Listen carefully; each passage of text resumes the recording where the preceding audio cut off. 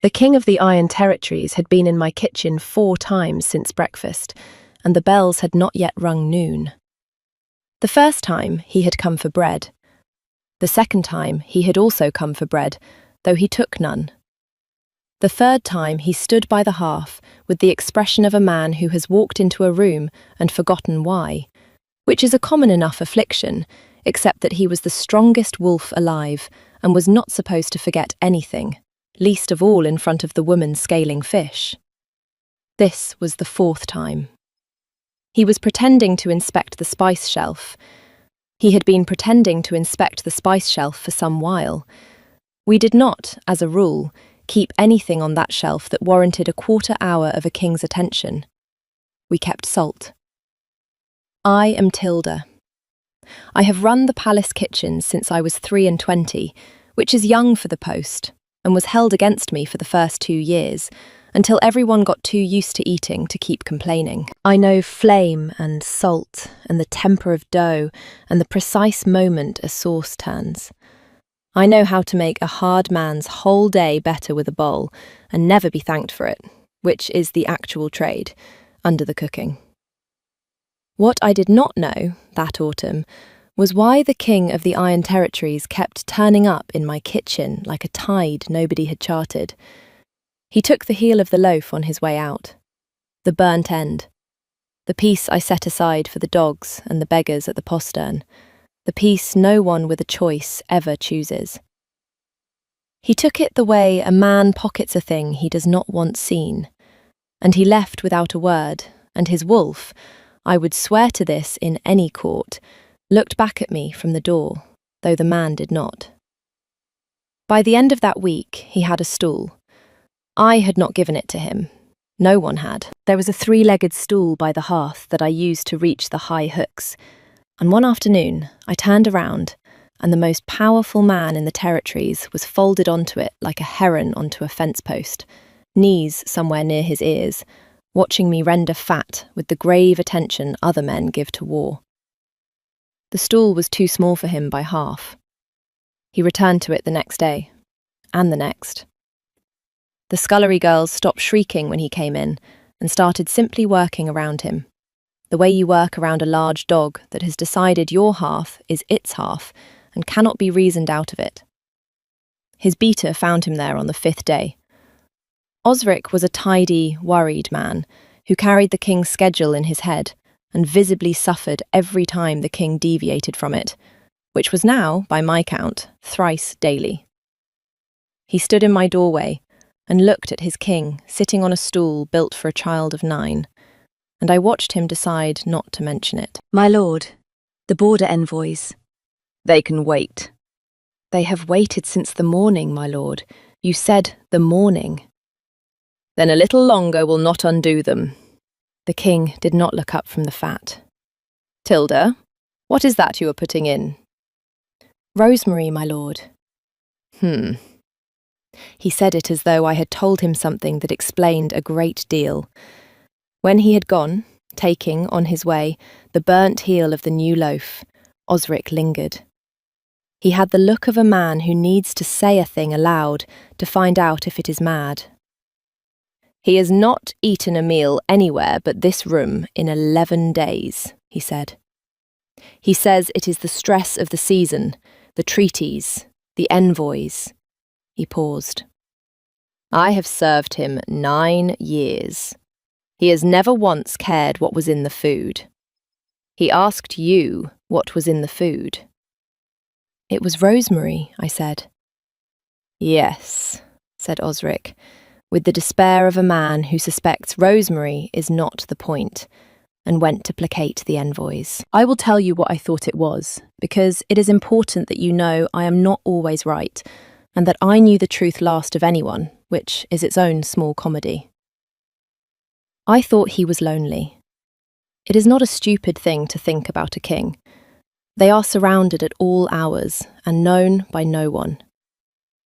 I thought the kitchen was the one room in his fortress where nobody wanted anything from him, where the fire did not care that he was an alpha, and the bread rose or did not rise, regardless of his rank, and that he had wandered into the only warmth in the place, that asked nothing of him, and stayed because no one had ever let him before.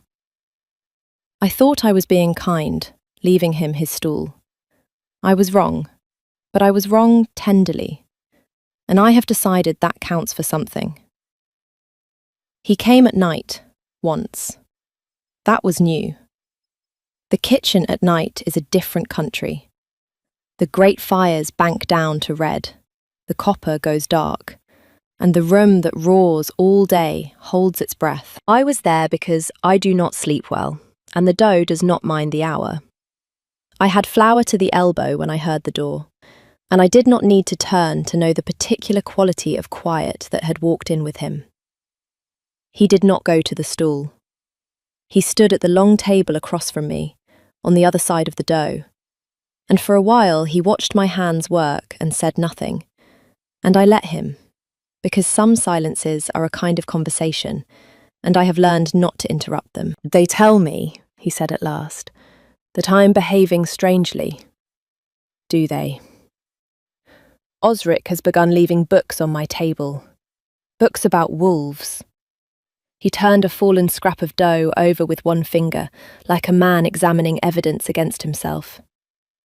He thinks I have not noticed the books. I kept folding the dough. And what do the books say? Nothing I will repeat in a kitchen at midnight to a woman holding that much flour. Something moved at the corner of his mouth, that on a lesser man I would have called the beginning of a smile, and that on him looked like the first crack in a long winter. They say a great many certain things about a matter no one has ever been certain of. I do not trust certainty. It is usually selling something.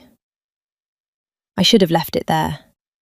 I am not, it turns out, a woman who leaves things there. My grandmother believed in the bond, I said. The true one. The one the wolf knows before the man.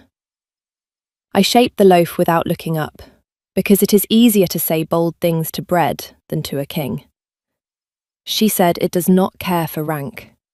She said it has ruined more careful arrangements than war. She also believed you could cure a fever with a potato tied to your foot, so I have always taken her broadly. He went very still across the table, stiller than a man should be able to. The banked fire ticked. "And do you believe it?" he said. "The bond?" "I believe I have a loaf to put in before the fire dies, and that you are between me and the oven." He moved. Of course he moved. The strongest wolf alive stepped out of my way in his own kitchen, and I slid the loaf onto the stone, and when I straightened, he was looking at me the way you look at a door you did not know was in a wall you have walked past your whole life. "Good night, Tilda," he said. He took the heel on his way out. There was no heel to take. It was a fresh loaf, uncut. He took it anyway, tore it from the warm end with his hand, and carried it into the dark, like a thief. And I stood in my own kitchen, with flour to the elbow, and the unwelcome beginning of a suspicion that my grandmother had been right about more than potatoes. Lady Vesna arrived with the first snow, and a retinue, and a contract. I learned the shape of it the way the kitchen learns everything, which is from the bottom up, and before the people it concerns. A marriage was being arranged. A southern alliance, iron and grain, sealed the old way. Lady Vesna was the price and the prize of it. A woman built the way a blade is built, all line and edge and no waste. And she had come to be Luna of the Iron Territories, and she did not intend to wait long for the title. She came down to my kitchen on her second day. They always do, the ones who mean to run a household. You can tell everything about how a great lady will rule by how she speaks to the cook. And Lady Vesna told me everything in under a minute. The betrothal feast will be the largest this hall has seen. She drew one gloved finger along my clean table and inspected it for a dust that was not there. I will be bringing my own kitchen, my own people. The household is to be reorganized for the new era. She looked at me then, fully, for the first time, and I understood that she had already heard about the king and the stool and the rosemary, that she had heard about it before she heard anything else, and had come to the heart of the trouble to look at it.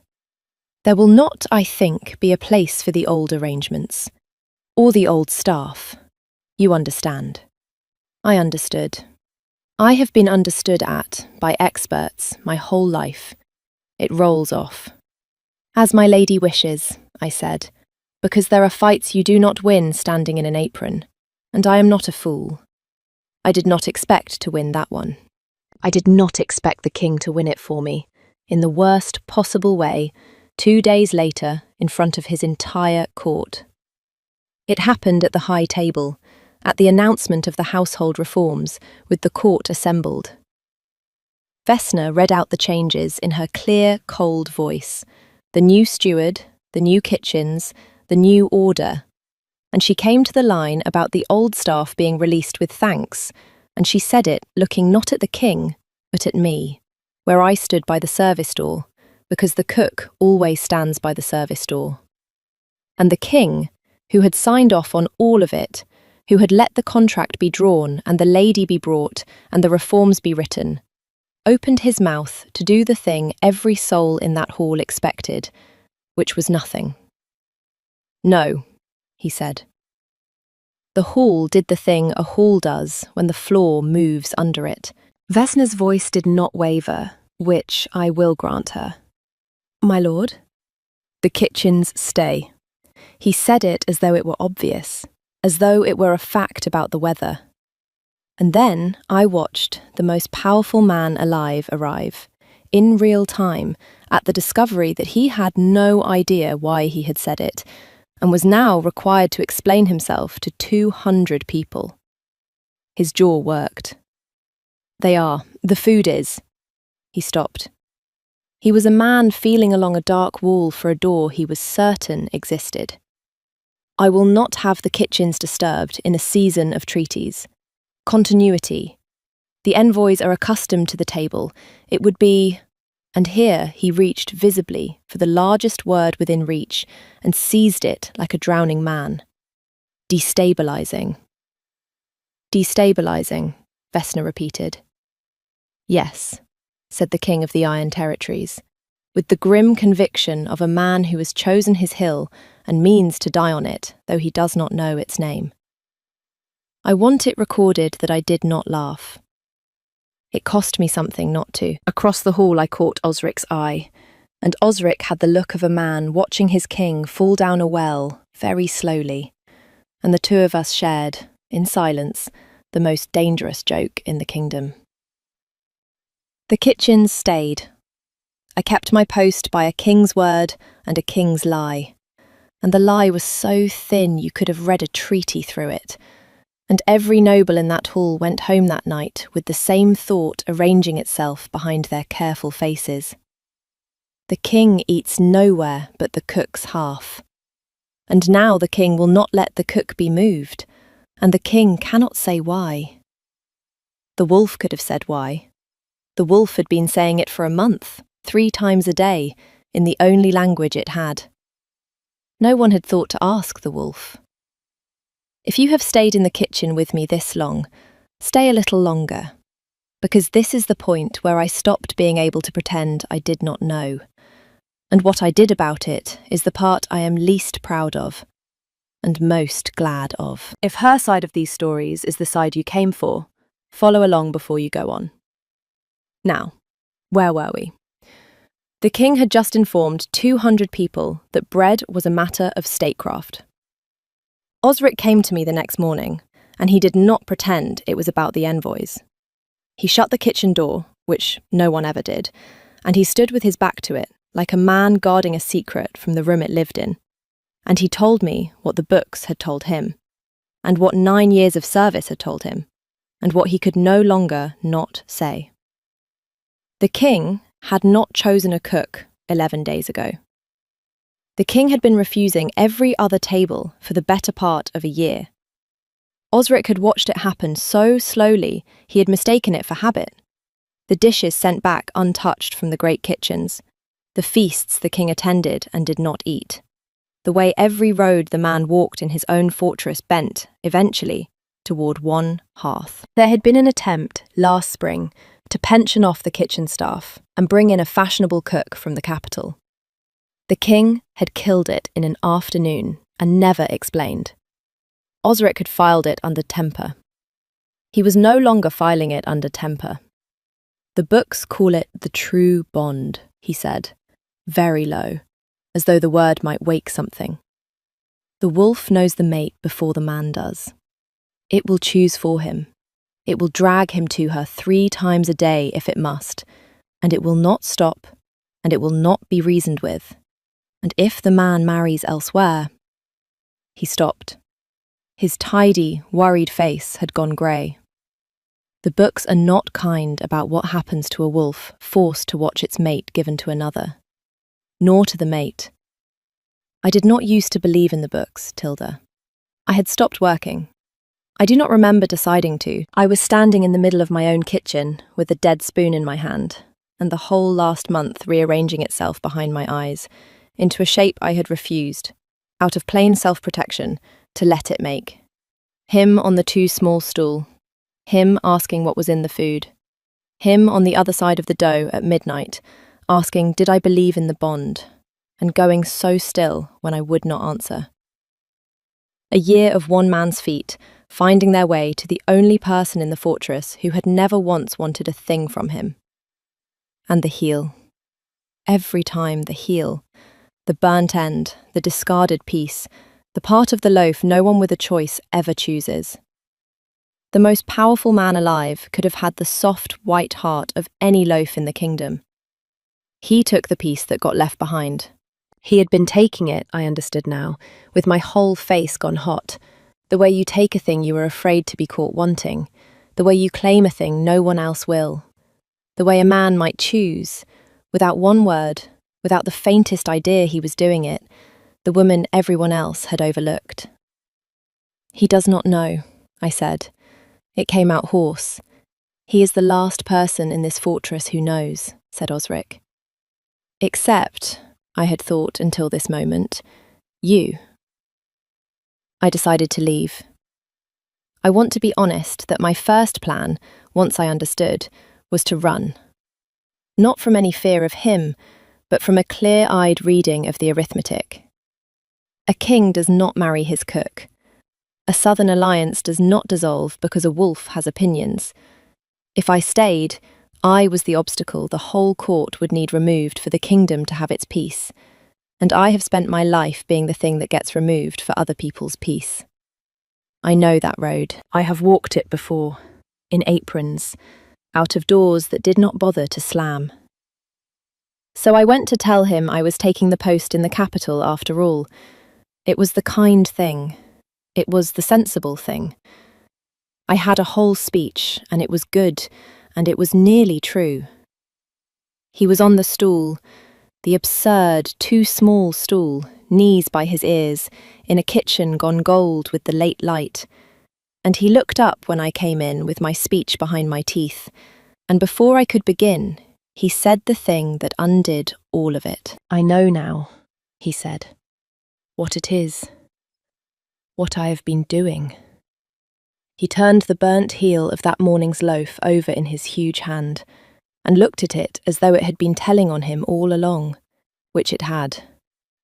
I went and read Osric's wretched books. All of them. In one night. A breath. I owe you an apology, and I find I do not know its size. My wolf chose you a year ago and did not consult me, and I have spent that year dragging the both of us to your hearth like a fool chasing a smell, and you said nothing, and you let me have the stool, and you let me have... He lifted the heel an inch, helplessly. This. You let me have this, and you owe me nothing. I want that understood before I say anything else. You owe me nothing. The wolf is mine to answer for, not yours. My good, sensible speech died quietly behind my teeth, and I did not mourn it. There is a contract, I said instead. There is. And a lady who will be Luna. There is a lady, he said, who will not be Luna. He set the heel down on the table with great care, the way you set down a thing you have finally decided to stop pretending about. He stood off the ridiculous stool, and he crossed the kitchen, and he stopped, one pace away, near enough that I had to choose whether to look up, far enough that the choosing was mine.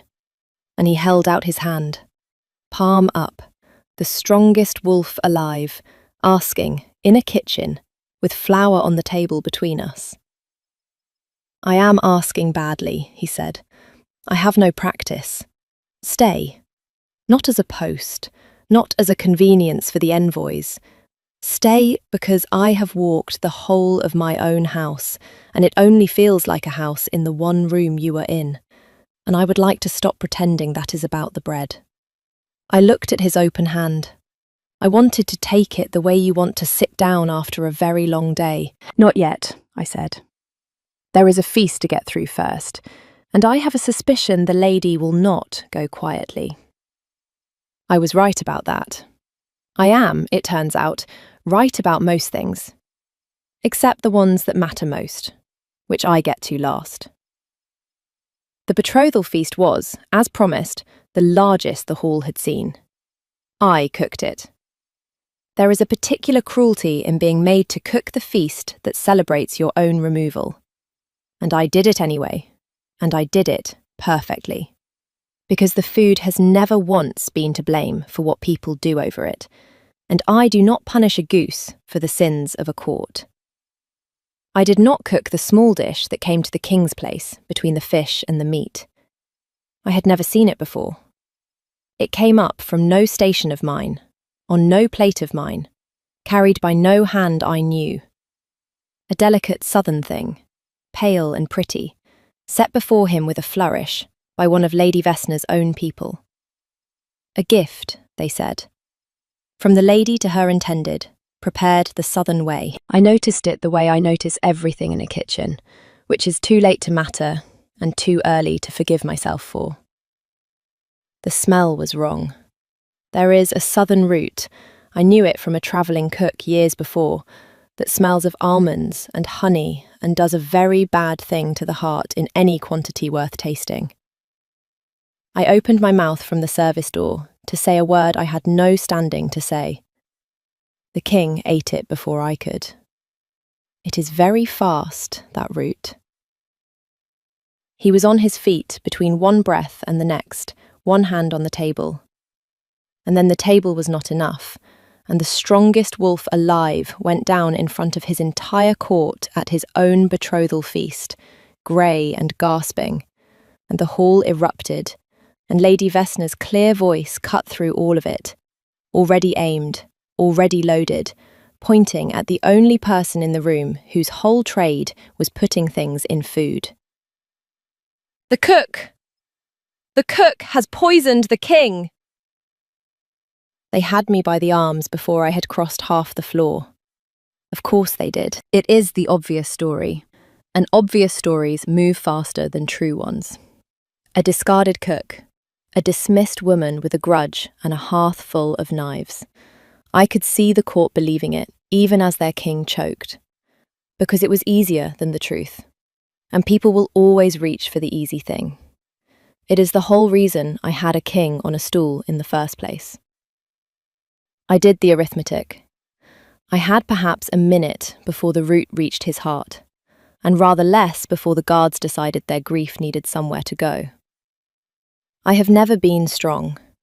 I have spent my life being moved about by people larger than me. But I know exactly where a body is weakest, because I joint meat every day of my life. And I used an elbow and a heel and a great deal of unladylike intent. And I got one arm free, and I did the only thing that mattered, which was to start shouting what was in him. Bitterroot. Southern bitterroot. It is in the dish. Smell it. It is almonds. It is not mine. I keep no southern root in my kitchen. Send to her stores. A guard's hand closed on my throat, and I kept talking through it, because I am very stubborn, and the king was turning a colour men do not come back from. Charcoal and egg, and salt water, now, and bind his legs above the knee. He has minutes. You are wasting them holding a cook. Let her go. It was not a shout. It never is with him. It came from the floor, from a man who by every law of the body should not have been able to speak. And it went through the hall and stopped every hand in it. He had gotten up. I do not know how. The wolf had him by then, I think. Not a shift, nothing so clean, just the animal underneath, holding the man upright by main force, because the man it had chosen was being held by the throat, and the wolf had a great deal to say about that. He stood swaying, grey as ash, and he did not reach for his court, and he did not reach for the lady in her wedding silver. He reached for me.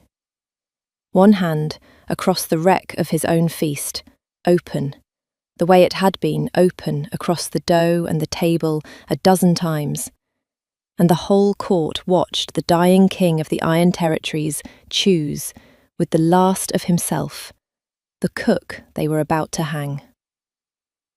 The hand at my throat let go.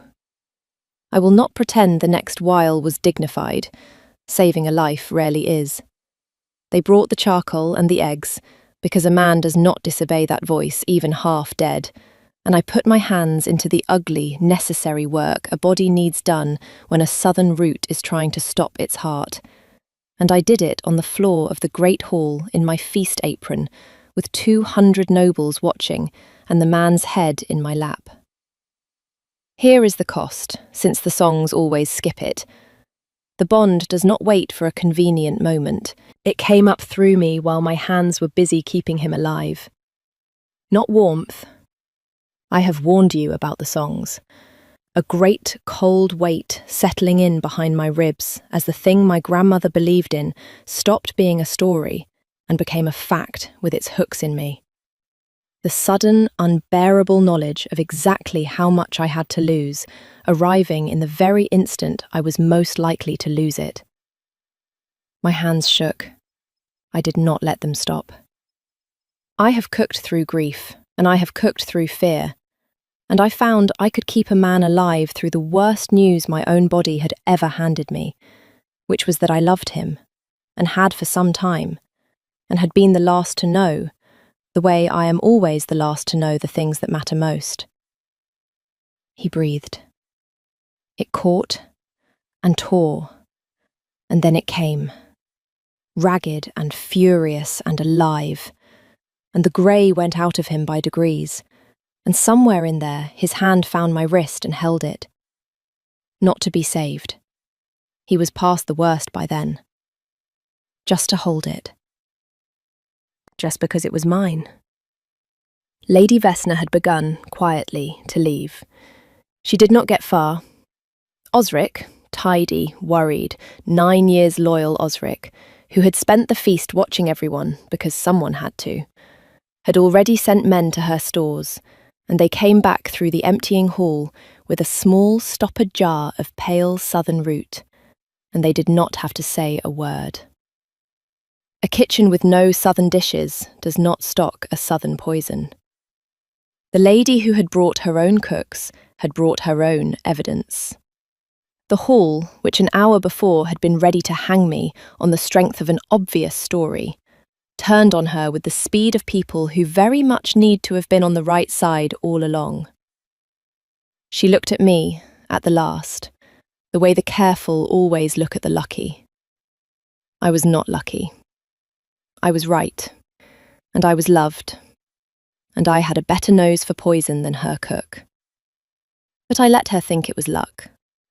It costs me nothing, and it spares me the bother of explaining. He was a weak recovering and an unbearable patient, and I know because I cooked every spoonful that went into him and stood over him while he ate it, which he did not protest, having lost the war about where his meals came from quite thoroughly and in public. The claim, when it came, was not a grand thing.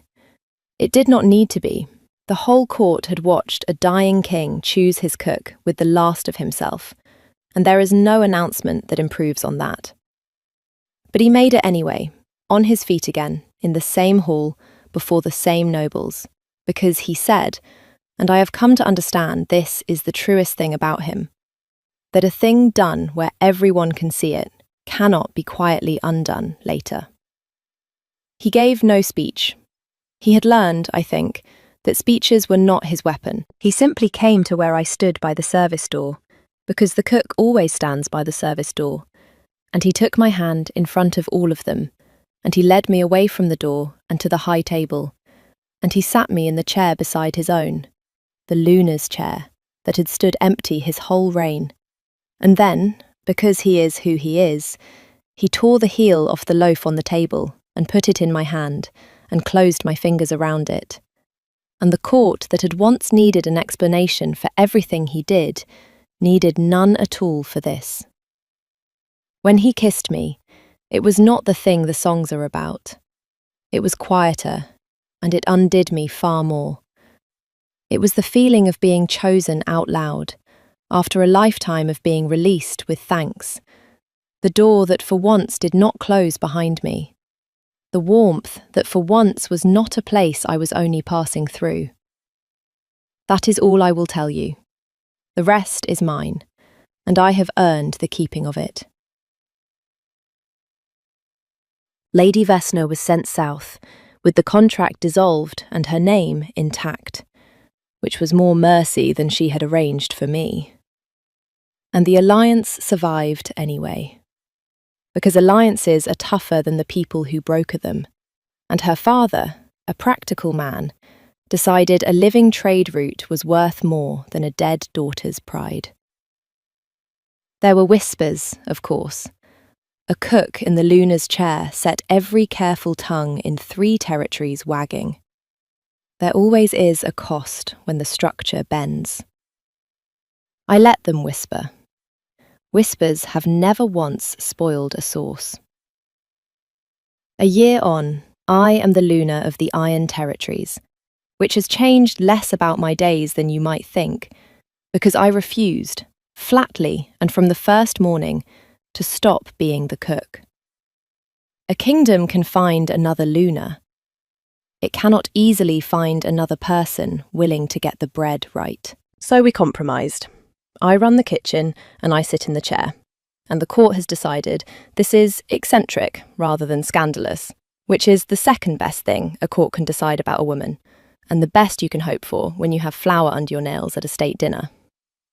They built him a proper chair for the kitchen, a great carved thing sized for a king, with arms and a back and dignity.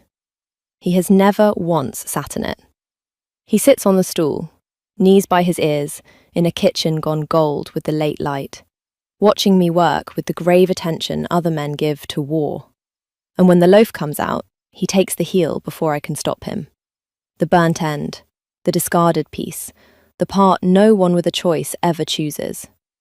Except that he has every choice in the world now, and he chooses it still, every single day. And I have stopped pretending I do not know what it means. It means the same thing it always meant. His wolf knew it a year before he did, and I knew it last of all. And the strongest creature alive worked the matter out by dragging a king to a kitchen 3 times a day until somebody finally fed him the right thing. So tell me, you, wherever you are, whatever the hour where you are listening tonight, did you see it before he did? Most people do. He set a low bar. Stay, and tell me below where you are listening from, and what your own wolf would drag you to 3 times a day, if you ever let it. Follow along for her side of these stories, and I will keep the fire lit and a heel of the loaf set back for whoever needs it. Mind the stool, though. It is taken.